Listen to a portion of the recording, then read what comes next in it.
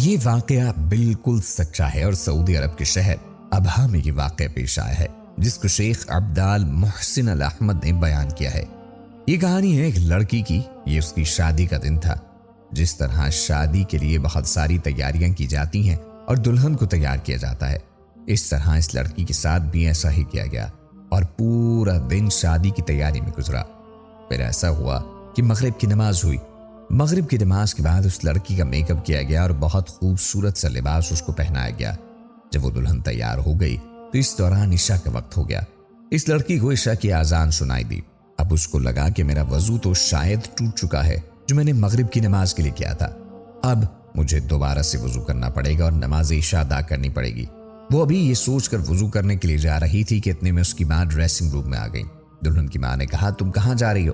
اس نے کہا کہ عشاء کی اذان ہو چکی ہے اور میں سوچ رہی ہوں کہ نماز ادا کر لوں کیونکہ اس کے بعد شادی کی رسموں کے بیچ میں وقت نہیں ملے گا۔ تو اس کی ماں حیرت سے اس کو دیکھنے لگی اور کہا کہ بیٹا، نیچے مہمان تمہارا انتظار کر رہے ہیں، تمہارا میک اپ اتر جائے گا اور جو تم اتنا تیار ہوئی ہو یہ تو سارا پانی سے دھل جائے گا اور پھر مہمان کیا کہیں گے؟ ان کو بہت برا لگے گا، وہ تمہارا مذاق بھی اڑا سکتے ہیں۔ کیا تمہیں اس بات کا کوئی خوف نہیں؟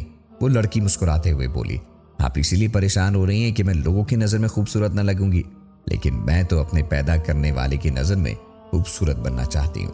اور پھر وہ وضو کرنے کے لیے آگے بڑھ گئی۔ لڑکی نے وضو کیا جس کی وجہ سے اس کا میک اپ اتر گیا، لیکن اسے میک اپ خراب ہونے کا کوئی افسوس نہ تھا۔ اس کو اس بات کی کوئی پرواہ نہ تھی کہ لوگ اس کی اس حالت کو دیکھ کر کیا بنا میک اپ والے چہرے کو دیکھ کر کیا کہیں گے۔ اسے تو صرف اپنے رب کے سامنے سرخرو ہونا تھا، اسے تو صرف اپنے رب کی نظر میں اچھا بننا تھا۔ اس نے نماز پڑھنا شروع کی اور اس نماز میں اس نے وہ لطف پایا، وہ مزہ پایا جو بہت کم لوگوں کو نصیب ہوتا ہے۔ پھر وہ سجدے میں چلی گئی۔ جب اس نے آخری سجدہ کیا تو وہ اٹھ نہ سکی۔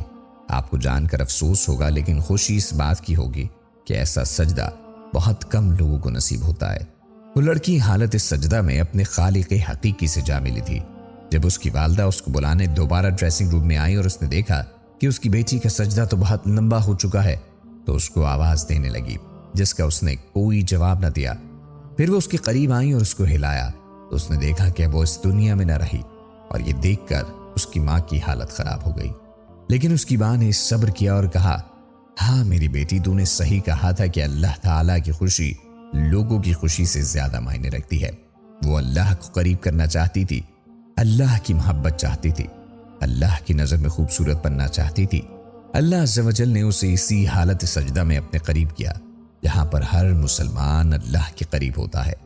حقیقت یہی ہے کہ اللہ تعالیٰ اور اس کے حبیب محمد صلی اللہ علیہ وآلہ وسلم کی محبت ہی ہماری زندگی اور آخرت کا حاصل ہے۔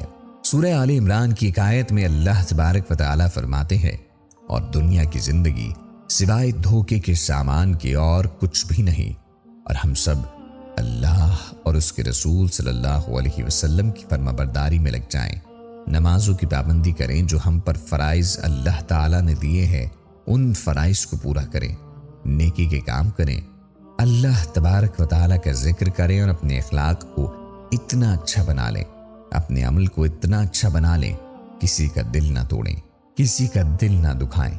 اس سے نہ صرف ہماری دنیا بلکہ آخرت بھی سنور جائے گی۔